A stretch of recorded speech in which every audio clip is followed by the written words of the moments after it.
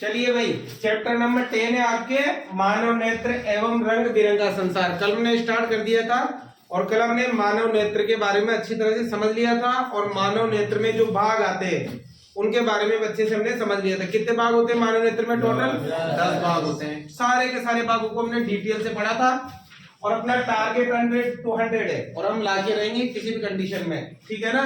अंक 4 है, अंकों के बारे में कल हमने बता ही दिया था आपको, ठीक है।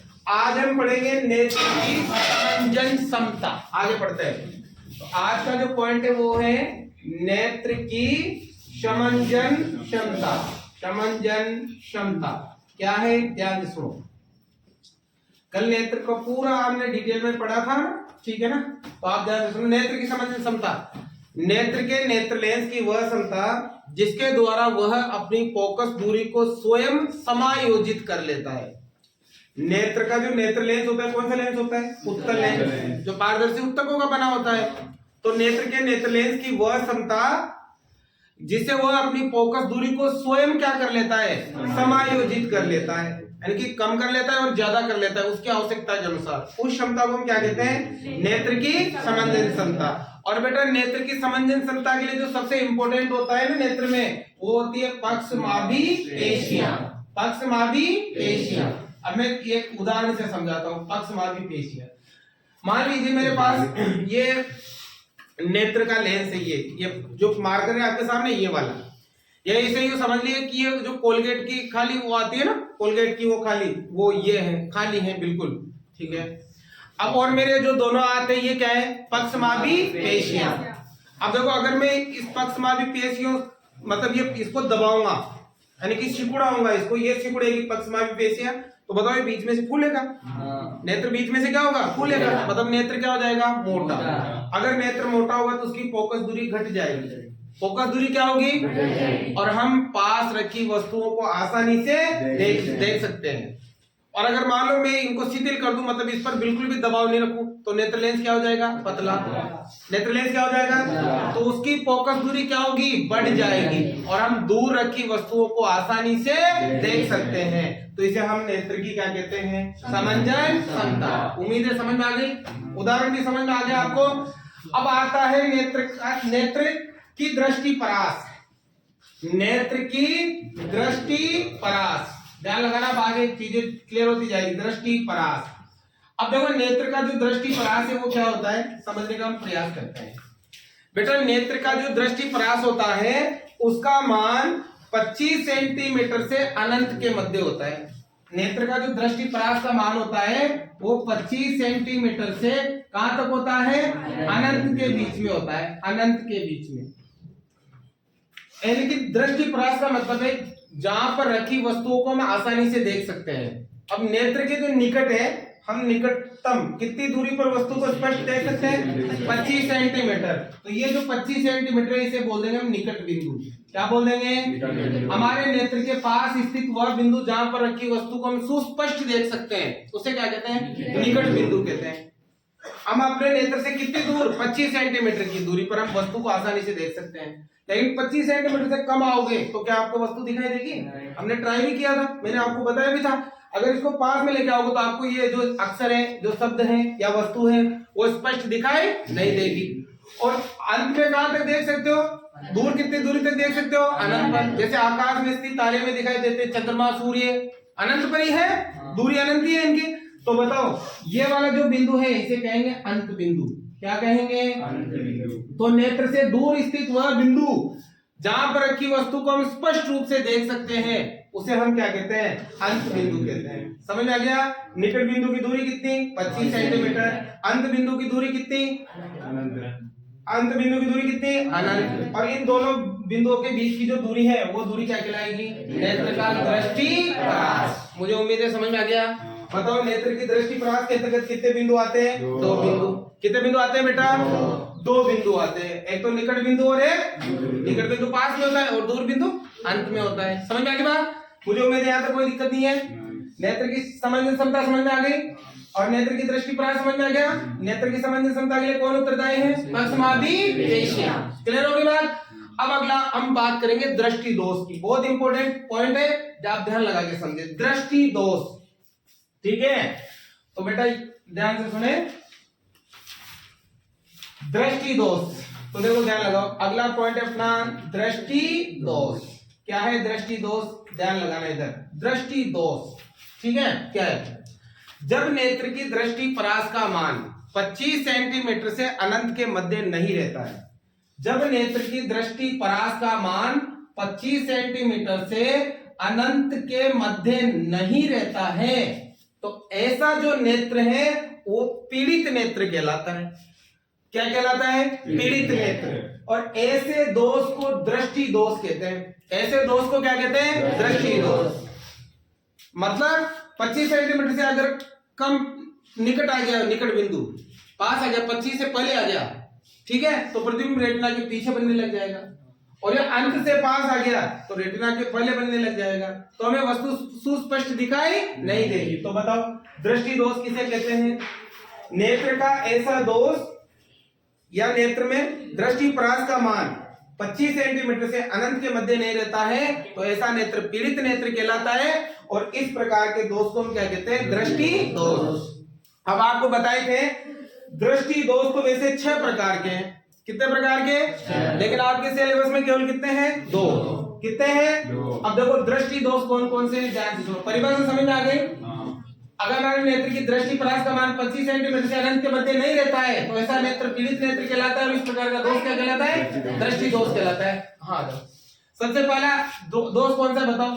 सबसे पहले है निकट दृष्टि दोष। निकट दृष्टि दोष, ध्यान लगाना रे, दृष्टि दोष।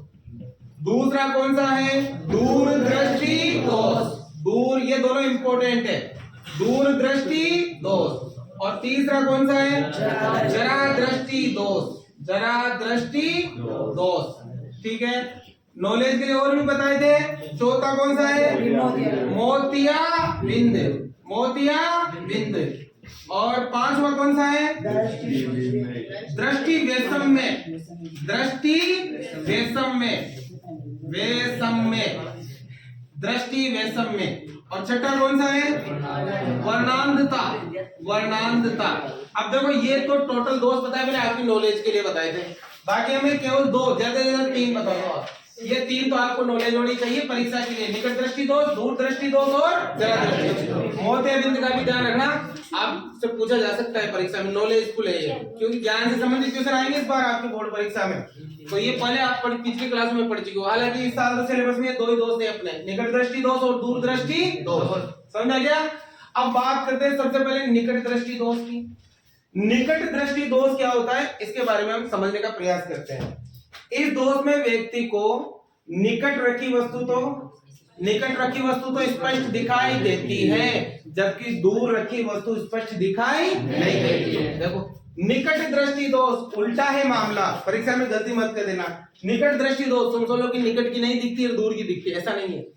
निकट दृष्टि दोष ऐसा दोष जिसमें निकट रखी वस्तु तो स्पष्ट दिखाई देती है और दूर रखी वस्तु स्पष्ट दिखाई नहीं। ऐसे दोष को क्या कहते हैं? निकट दृष्टि दोष कहते हैं। ठीक है, अब देखो परंतु दूर रखी वस्तु स्पष्ट नहीं दिखाई देती, निकट रखी वस्तु स्पष्ट दिखाई देती है। अब देखो इस दोष के कारण दूर रखी वस्तु का प्रतिबिंब रेटिना पर न बनकर उसके सामने बनता है।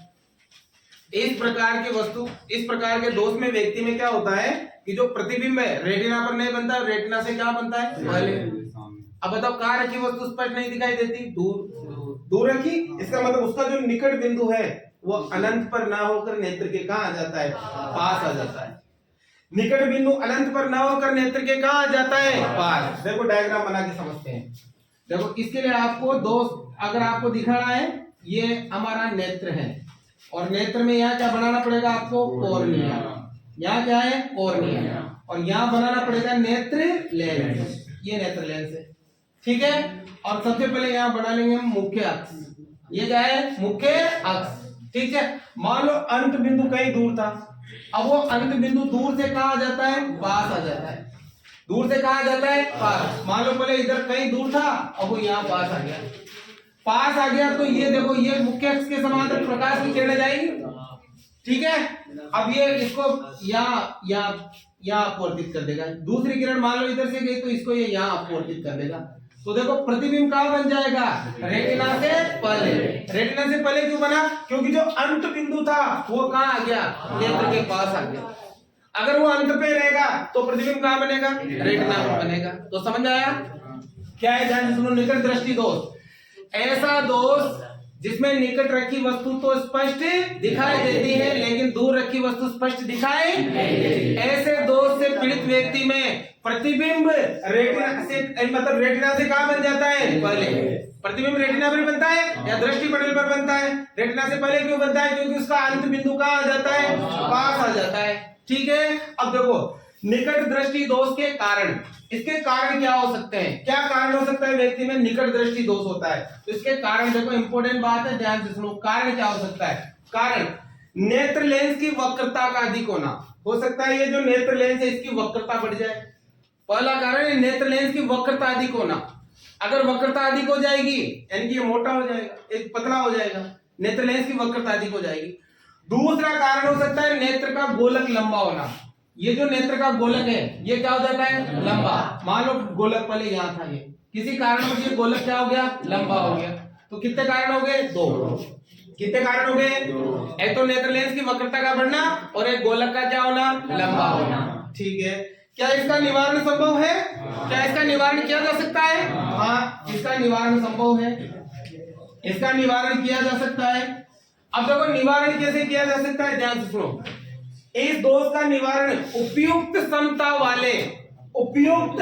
वाले अवतल लेंस का उपयोग करके इसका निवारण कर सकते हैं। मतलब चश्मा लगाया जाएगा, उस चश्मा में कौन सा लेंस लगाया जाएगा, अवतल लेंस लगाया जाएगा।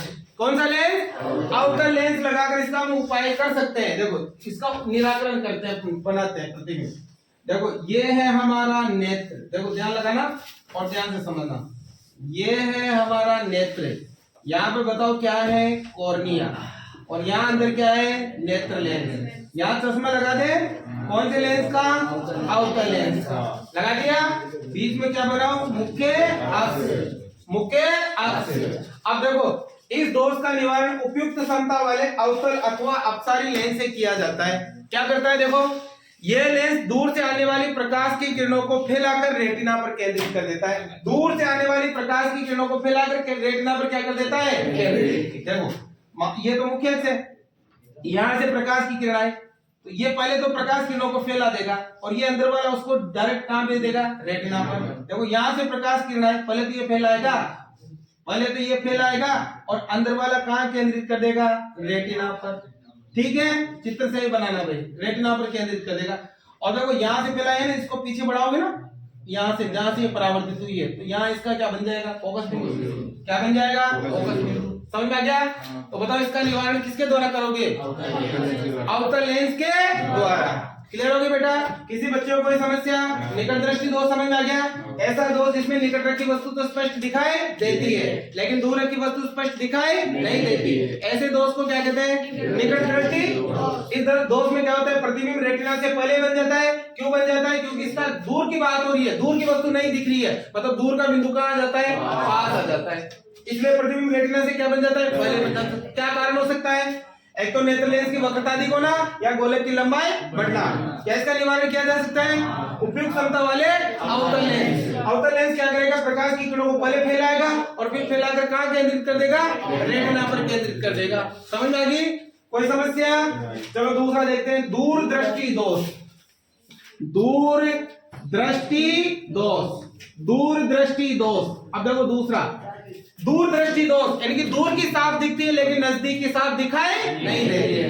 ऐसा दोष जिसमें दूर रखी वस्तु को स्पष्ट देख सकते हैं लेकिन निकट रखी वस्तु को स्पष्ट दिखाई नहीं देती है। इस दोष में क्या होता है, प्रतिबिंब रेटिना के पीछे बनता है। प्रतिबिंब कहां बनता है, और वस्तु स्पष्ट कब दिखाई देती है, जब प्रतिबिंब कहां बने, रेटिना पर। अब रेटिना के पीछे क्यों बनता है, क्योंकि ध्यान लगाओ निकट की वस्तु साफ नहीं दिख रही है, मतलब निकट बिंदु कहां चला गया, दूर चला गया। उसमें अंत अंत की वस्तु नहीं दिखाई दे रही थी, मतलब अंत बिंदु कहां गया, अंत से तो दूर कहां, कौन सा अंत है, एक ही तो अंत है, उसे अंत तो आगे जा ही नहीं सकता। तो उसमें ध्यान रखना है, ऐसे दिमाग लगाओ, ठीक है ना। याद रखने के तरीके, रटना मना है, रटने के लिए मना कर रखा है। देखो दूर दृष्टि दोष, दूर की दिखती है, पास की नहीं दिखती, यानी कि पास के बिंदु पे चल हुई है। पास के बिंदु पे तो हलचल हुई है, और पास का बिंदु पास थोड़ी आएगा, वो कहाँ जाएगा, दूर जाएगा। और दूसरे दोस्त में कहाँ की वस्तु नहीं दिख रही थी, दूर की। अब दूर का बिंदु अनंत से तो दूर कहाँ जाएगा, पास ही आएगा। ऐसे सीखो है ना। और प्रतिबिंब का भी देखो, तो उम्मीद है समझ में आ गया होगा आपको। तो बताओ बेटा, इसमें प्रतिबिंब कहाँ बनेगा, रेटिना के पीछे। मैं बना के बताता हूँ। ये है हमारा नेत्र, ठीक है ना। यहाँ बनाना है आपको कॉर्निया, ठीक है। ये है मुख्य अक्ष, पीछे निकाल दो डायरेक्ट। और सॉरी, यहाँ लेंस भी तो बनेगा, अब तो लेंस है ना। अब यहाँ से मान लो प्रकाश किरण आए, देखो मैं जो निकट बिंदु था, मान लो पहले यहाँ 25 सेंटीमीटर की दूरी पर था, अब यहाँ से वो यहाँ चला गया गलती से। गलती से क्या कुछ मिस्टेक हुई होगी नेत्र में, तभी तो गया होगा, ऐसे थोड़ी गलती से जाएगा। अब किरण यहाँ से दोगे ना, तो ये करके ऐसे पीछे निकाल देगा, ये करके इसको ऐसे पीछे निकाल देगा, तो प्रतिबिंब कहाँ बन जाएगा, रेटिना के पीछे बन जाएगा, ठीक है। इसका क्या कारण हो सकता है, इसके दो कारण हो सकते हैं। एक तो क्या कारण हो सकता है, एक तो क्या कर सकता है, नेत्र लेंस की जो फोकस दूरी है वो अधिक हो जाती है। नेत्र लेंस की फोकस दूरी क्या हो जाती है, अधिक हो जाती है। और दूसरा, या फिर नेत्र के गोलक की लंबाई छोटी हो जाती है। नेत्र का गोलक क्या हो जाता है, मान लो पहले यहाँ था, अब ये छोटा हो गया। इसमें क्या हो रहा था, नेत्र का गोलक बड़ा हो रहा था और वक्रता बढ़ रही थी। इसमें फोकस दूरी बढ़ जाती है और नेत्र का गोलक क्या हो जाता है, छोटा हो जाता है। ये दो कारण हो सकते हैं इसका। क्या इसका निवारण किया जा सकता है, निवारण किया जा सकता है, हाँ। उपयुक्त क्षमता वाले कौन से, उत्तल लेंस के द्वारा। कौन से लेंस के द्वारा, उत्तल लेंस के द्वारा। अब देखो इसका निवारण देखते हैं। ये है हमारा नेत्र, यहाँ पर ये क्या है, कॉर्निया। ये कौन सा लेंस है, और बाहर भी चश्मा लगा दे, कौन से लेंस का, और ये मुख्य क्या बना दे, अक्ष, ठीक है। अब देखो ये मान लो ये अंत बिंदु यहाँ पर है, मतलब निकट बिंदु, और ये ओरिजिनल है, और ये जो बना हुआ है वो है।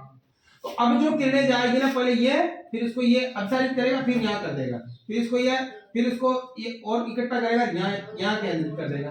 तो इस तरह से प्रतिबिंब कहाँ बन जाएगा, रेटिना पर बन जाएगा। कहाँ बन जाएगा, रेटिना पर बन जाएगा। तो ये चित्र पूछेगा आप लोगों से, जैसे पूछ लेगा निकट दृष्टि दोष क्या होता है, कारण बताइए, निवारण बताइए, और किरण चित्र के द्वारा समझाइए। तो ये किरण चित्र आपको समझाने पड़ेंगे।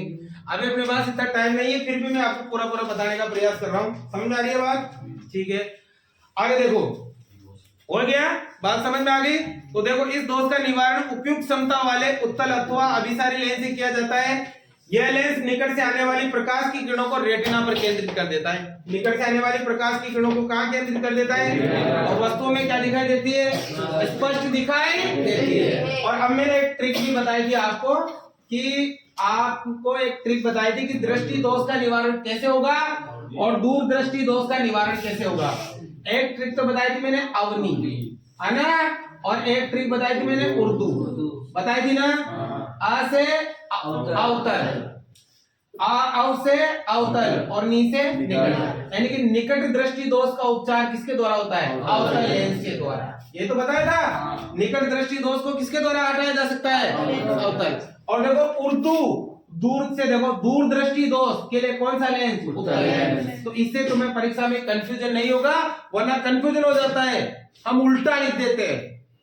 निकट दृष्टि दोष में तुम अवतल लेंस लिख दो, है ना। तो ये ट्रिक याद रखो, अवतल लेंस के लिए कौन सा दोष, निकट दृष्टि दोष, या निकट दृष्टि दोष के लिए कौन सा लेंस, अवतल लेंस। दूर दृष्टि दोष के लिए कौन सा लेंस, उत्तल लेंस। क्लियर हो गया।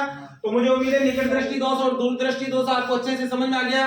किसी बच्चे को कोई समस्या, रफ कर दूं इसको, चलो भाई अब आगे देखते हैं।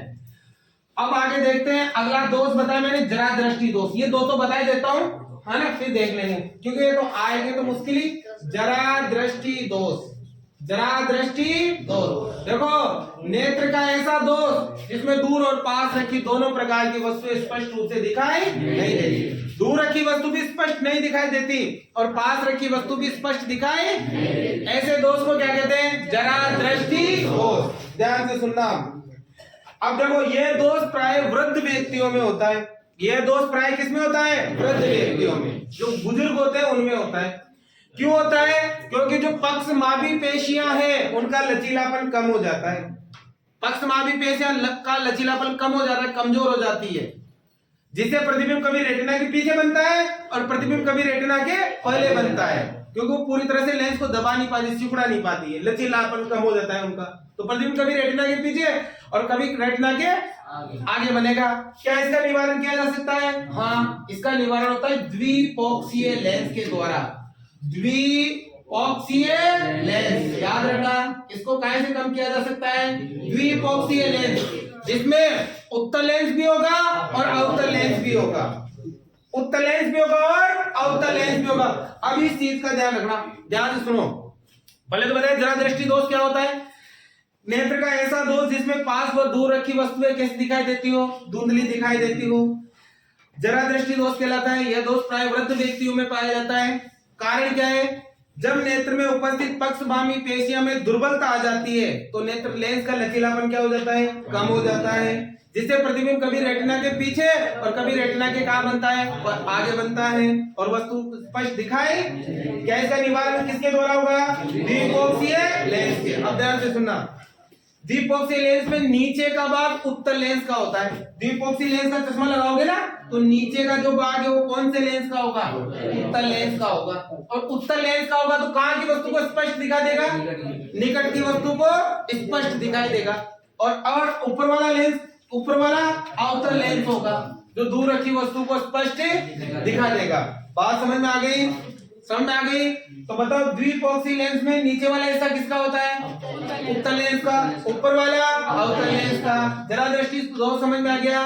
अब देखो मोतिया बिंद, अगला दोष है मोतिया बिंद। इसमें तो एक चीज ध्यान रखनी है बस, मोतिया बिंद पूछा जाएगा तो मोतिया बिंद ये भी बेटा बुजुर्ग व्यक्तियों में पाया जाता है। किसमें पाया जाता है? तो देखो उम्र अधिक होने पर कुछ व्यक्तियों के नेत्र का क्रिस्टलीय लेंस धुंधिया अथवा धुंधला हो जाता है। उम्र जब ज्यादा हो जाती है जो नेत्र का जो क्रिस्टलीय लेंस होता है वो धुंधिया या क्या हो जाता है, जिससे नेत्र की दृष्टि कम हो जाती है या कभी कभी चली जाती है, बिल्कुल खत्म हो जाती है। तो क्या इसका उपाय है? हाँ, इसका उपाय ऑपरेशन है, चिकित्सा प्रणाली के द्वारा इसको ठीक किया जा सकता है, शल्य चिकित्सा के द्वारा। और बेटा इसमें कृत्रिम लेंस लगाया जाता है जिसे कहते हैं इंट्रा ओकुलर लेंस।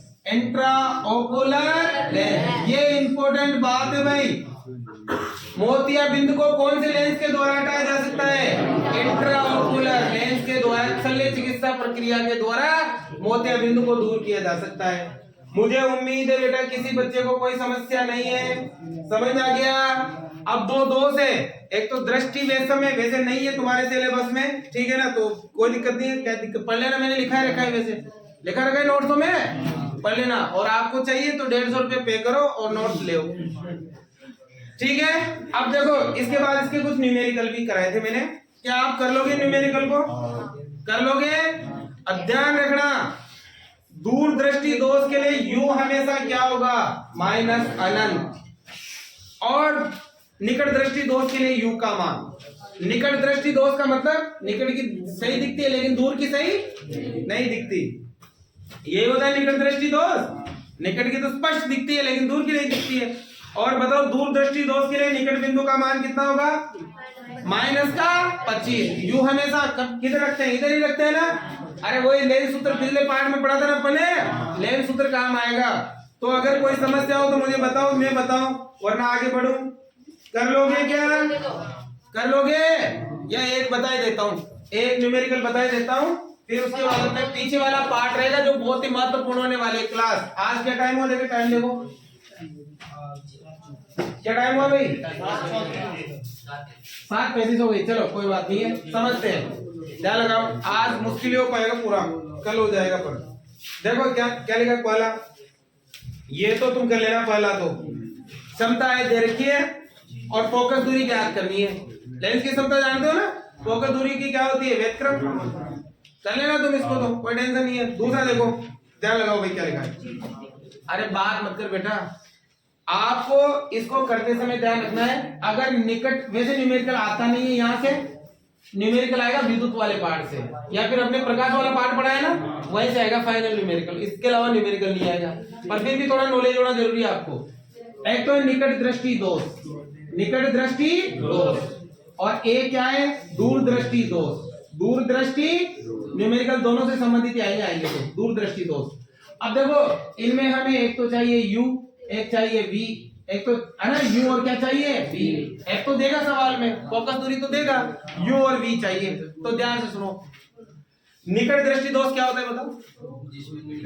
पास की दिखती है, दूर की नहीं दिखती है। तो किससे संबंधित बात हो रही है? अंत बिंदु से।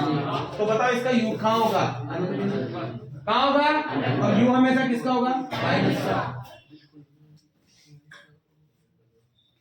दूसरा दूरदृष्टि दोष, दूर की दिखती है लेकिन पास की नहीं दिखती है। मतलब किसकी बात होगी? निकट बिंदु की। और निकट बिंदु कितनी दूरी पर होता है? 25 सेंटीमीटर। किसमें होगा? और u आपको सवाल में दिया होगा। ठीक है, अब ध्यान से सुनो क्वेश्चन ये, किसी निकट दृष्टि दोष से पीड़ित व्यक्ति का दूर बिंदु नेत्र के सामने 80 सेंटीमीटर की दूरी पर है। इस दोष को संशोधित करने के लिए आवश्यक लेंस की प्रकृति तथा क्षमता क्या होगी? हमें एक तो लेंस की क्षमता ज्ञात करनी है। बताओ लेंस की क्षमता का सूत्र क्या होता है? P बराबर 1/, ये होता है। और लेंस की क्षमता किसमें होती है? डायरेक्ट किसमें होती है?